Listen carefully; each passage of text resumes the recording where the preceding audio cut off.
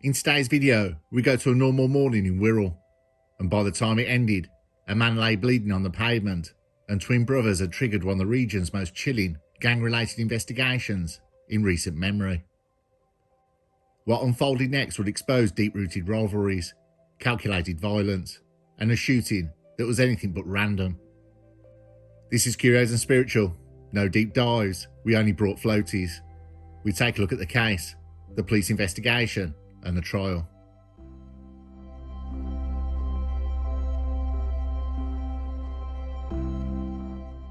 Curtis and James Byrne, twin brothers, born in the early 2000s in Wirral, Merseyside, grew up in an environment marked by social economic challenges and rising gang activity.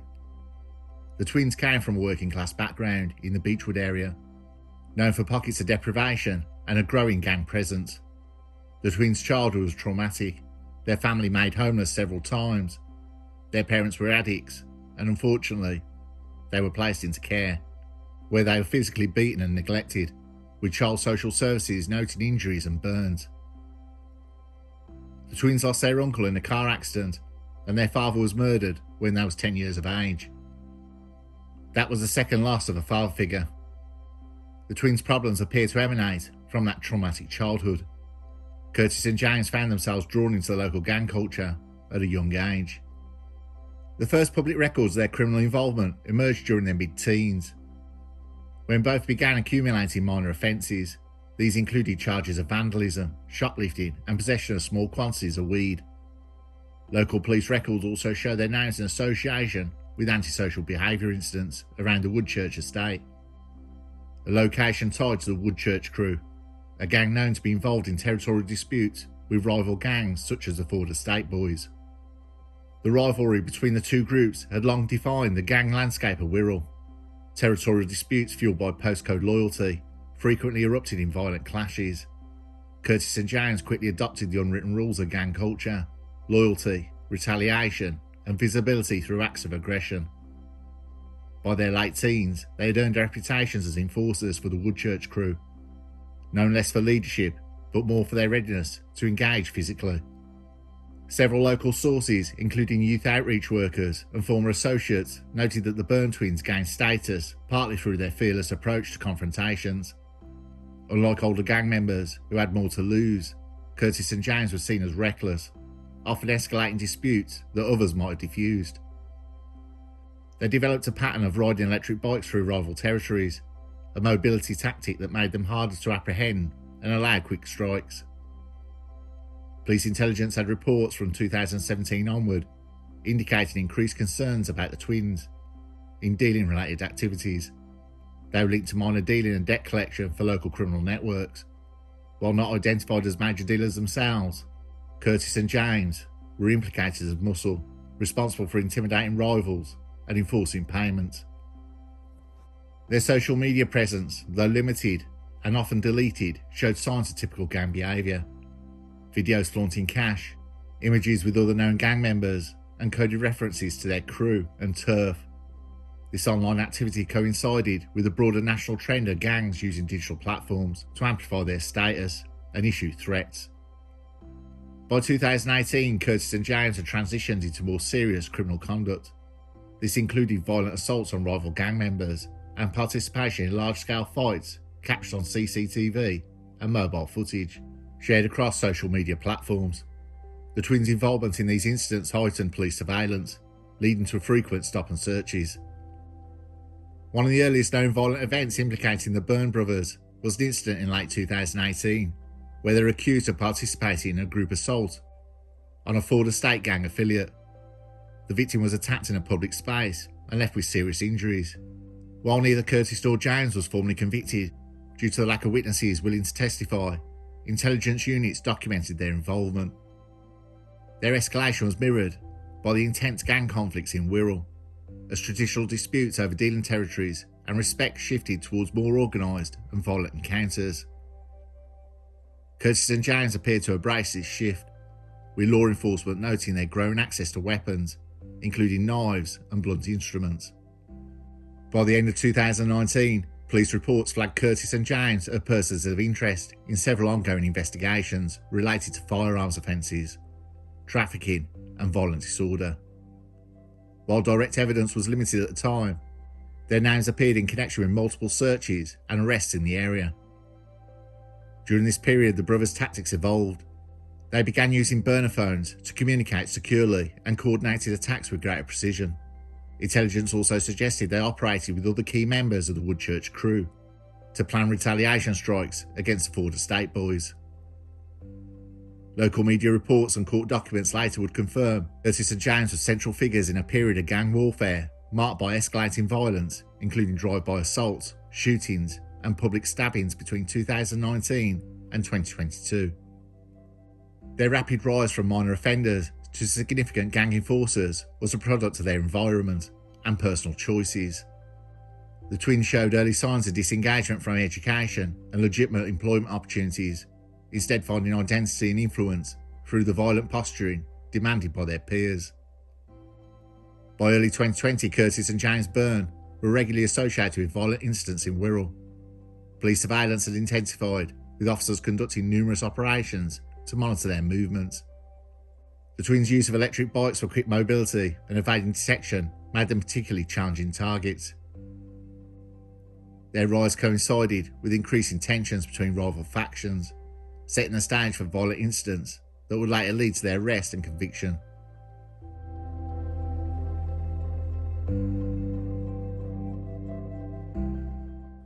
As Curtis and James Byrne entered their early 20s, the dynamics of gang conflict on Wirral escalated rapidly, moving from petty street fights to dangerous organised violence.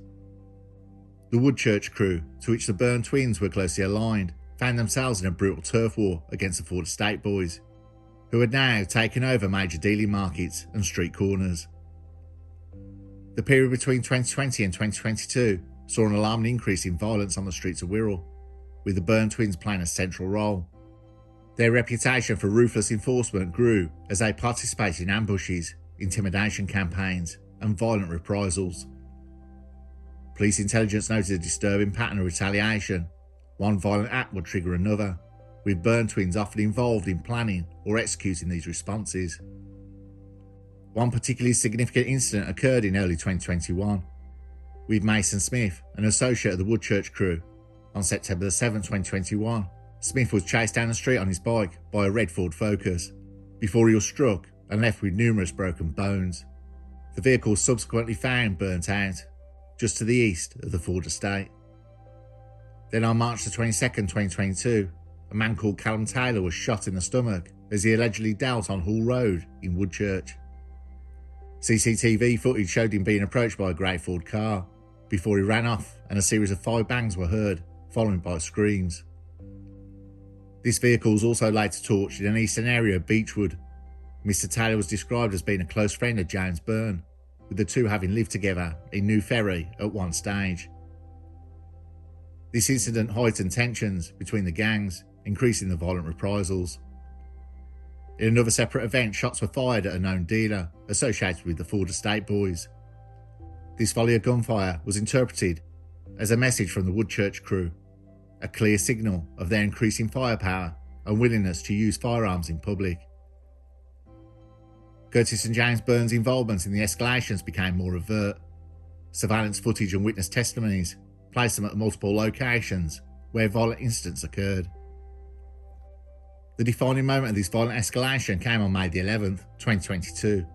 The twins targeted Mitchell McGrath, a known affiliate of the Ford OCG, organised crime group. McGrath had been actively dealing on the Ford estate and was reportedly in possession of H and crack at the time. According to the Crown's case, McGrath's re-emergence on the streets and dealing activities were the primary motives for the attack. The Byrne twins, armed with a semi-automatic handgun, planned and executed a targeted shooting at McGrath, aiming to neutralise a key rival and sending a message to the Ford Estate boys. He was in possession of Class A and he was out on the Ford dealing. He became targeted.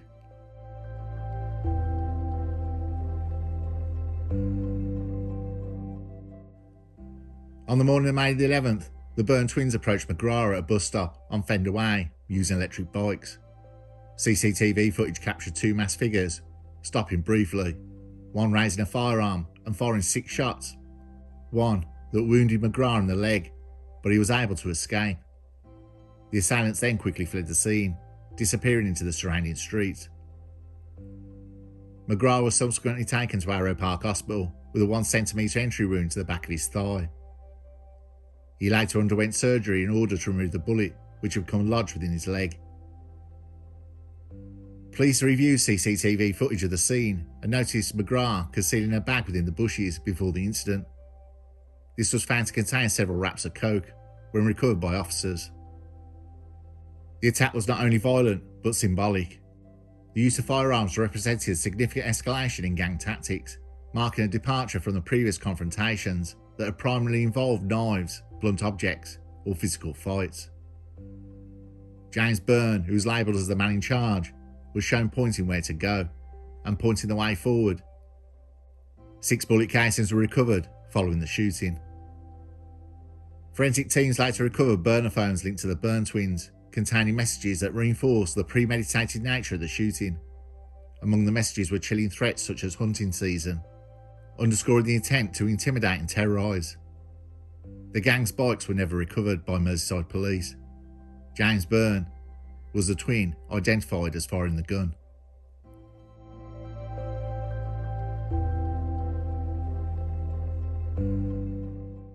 The aftermath of the attack saw an increased police response. The Byrne twins were arrested on May 14, 2022, despite attempts to evade capture. Evidenced by one of the brothers' dramatic escape attempt through a bedroom window, the police successfully apprehended both. In custody, Curtis and James Byrne remained silent, refusing to cooperate with investigators.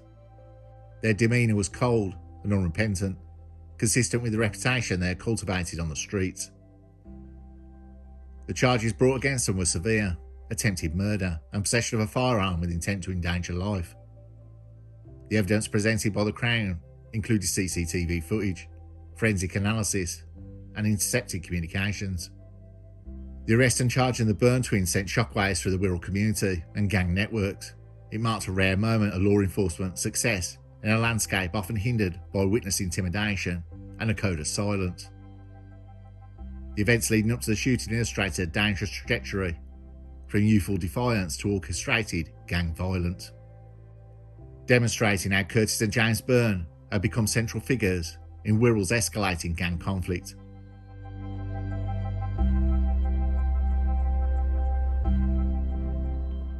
The trial of Curtis and James Byrne began in the spring of 2023 at Liverpool Crown Court, presided by Judge Garrett Byrne, amid intense media scrutiny and community attention. The brothers were charged with attempted murder and possession of a firearm with the intent to endanger life following the shooting of Mitchell McGrath on May 11, 2022. What unfolded in the courtroom over the following weeks would lay bare not only the brutal reality of Wirral's gang wars, but also the meticulous police work that brought the twins to justice. The prosecution opened with a stark statement. Curtis and James Byrne were not mere street thugs, but calculating cold-blooded enforcers. The CCTV footage of the shooting was presented in detail, showing 2 masked figures on electric bikes, pulling up beside McGrath and firing at him with a semi-automatic handgun. The jury watched the footage multiple times as experts pointed out the precision and speed of the attack. No hesitation, no remorse. Crucially, the prosecution relied heavily on digital evidence recovered from the burner phones linked to the twins. Text messages and voice notes revealed premeditated plan, with conversations referring to hunting their target and using fear as a weapon. One message read, "This fat bellend needs to learn respect," while another honestly stated, "Time to send a message."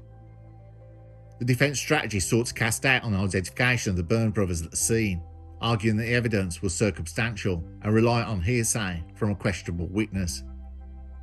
They challenged the forensic data and questioned the reliability of intercepted communications.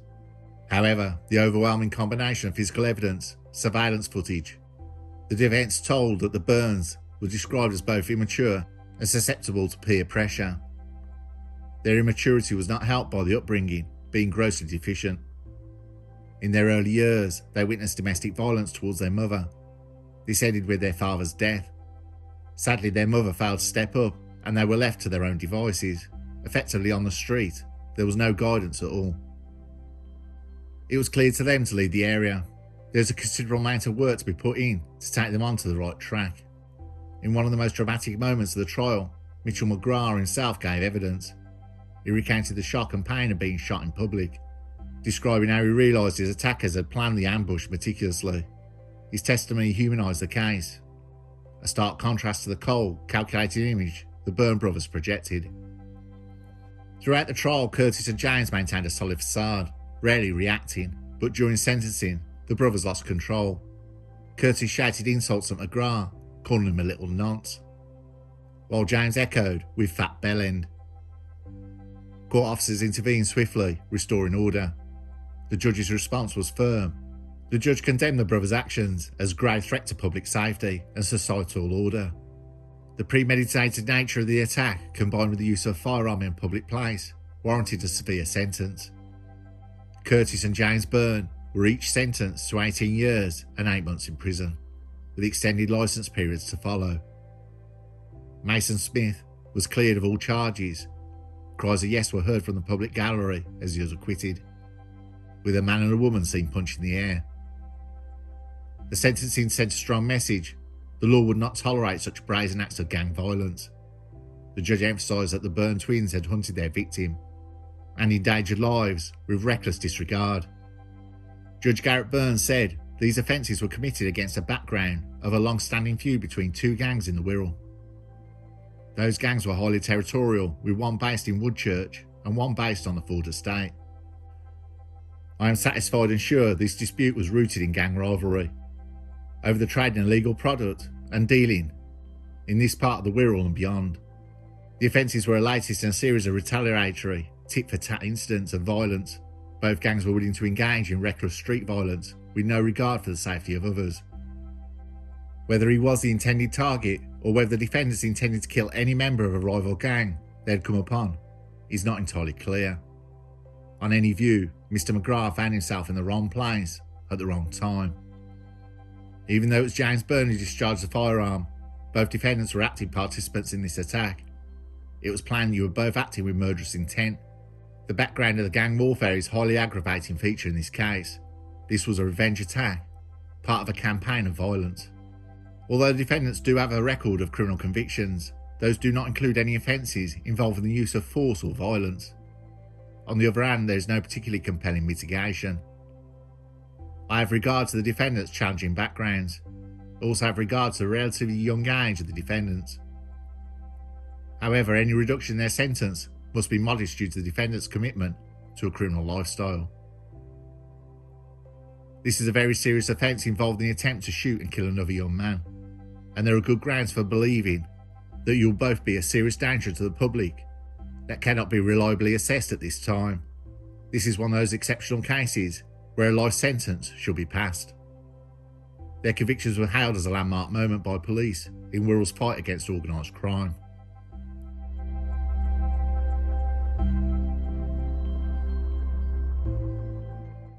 Following their sentencing, Curtis and James Byrne were transferred to separate high-security prisons to minimise gang-related disruption.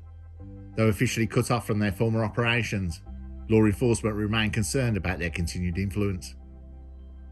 Prison records indicated disciplinary issues within the first year of incarceration, including altercations with other inmates. There were sensationalised stories about orchestrating gang activities from behind bars, circulated on social media, but there was no formal findings confirmed of such control.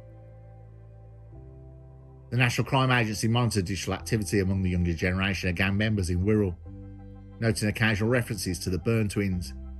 Their names remained a symbol of reputation and notoriety, particularly among teens drawn to gang culture through social media. Efforts to appeal their sentence were explored in early 2024, but did not succeed. The Court of Appeal ruled the conviction was sound and the sentence appropriate given the evidence and severity of the offence. Rehabilitation efforts were reportedly met with limited engagement from the twins.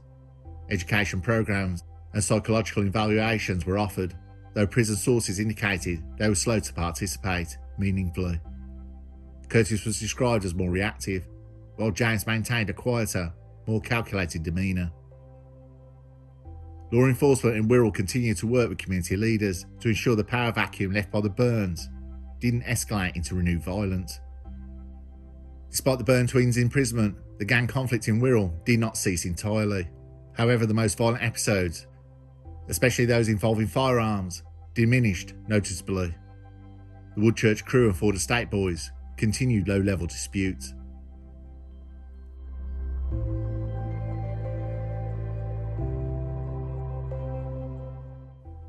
The attempted murder of Mitchell McGrath marked a turning point in how gang crime was perceived in Wirral.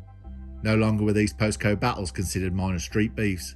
This was organised violence, with the infrastructure of a war zone. McGrath himself went into hiding after the trial. Operation Adder, a coordinated law enforcement campaign, followed dozens of arrests were made across both Ford and Woodchurch-linked groups. Firearm seizures rose. Social workers and youth intervention teams were granted emergency funding to work with vulnerable teens in the area. The Byrne twins' names became synonymous with the peak of that violence. Police admitted that tracking the escalation had come too late. One report read, "The signals were there, but the intervention came only after blood was spilt." Curtis and James Byrne will remain incarcerated for the foreseeable future, but their story, one of wasted potential, unchecked violence, and the thin line between boyhood and brutality, will echo through Wirral for years to come.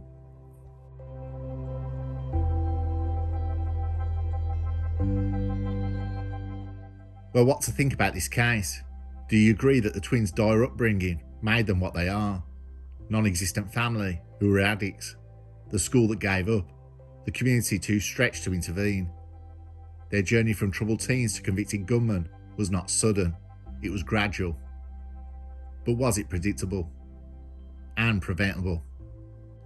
How much do we put in that a teen is responsible for their own actions? Okay, my opinion. Their story is not just about crime. It's about what happens when we stop seeing potential and start expecting failure. Before the gang tags, the weapons, and the courtroom outbursts, they were just two boys growing up. But did they ever really stand a chance of a normal life?